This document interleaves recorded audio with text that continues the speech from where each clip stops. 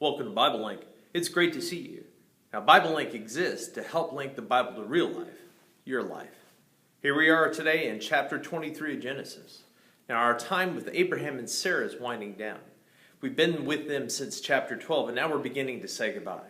Sarah dies at the ripe old age of 127, and Abraham mourns for her and decides to bury her. He shows how committed he is to God's promise to give the land of Canaan to Abraham's descendants by deciding that he and his family will be buried there. He will be faithful to God's promise, even to the grave. Even the purchase of a burial plot is an anticipation, a foretaste of God's promise, that the descendants of Abraham will eventually possess this land.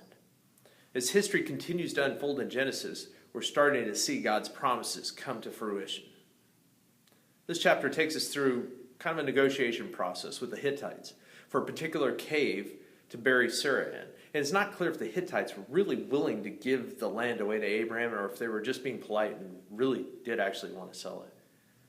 It isn't clear if Abraham gets a good price on the cave. I mean, a person buys a field for 17 shekels of silver in Jeremiah 32 instead of 400 asked for here. Still, Abraham doesn't want to be indebted to anyone, and he pays what they ask. Now, Abraham can be a good model for us here. We shouldn't seek to be indebted to anyone. If possible, people we're indebted to often can have kind of a power relationship over us.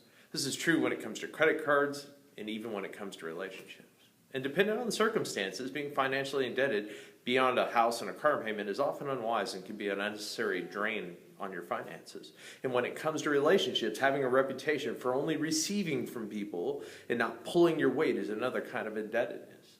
Is there a debt in your life that you need to square away? Or at least work towards managing? What else did you notice? Thanks for engaging in BibleLink today. Join the conversation on Facebook, ask questions, and share your observations. And don't forget to invite someone.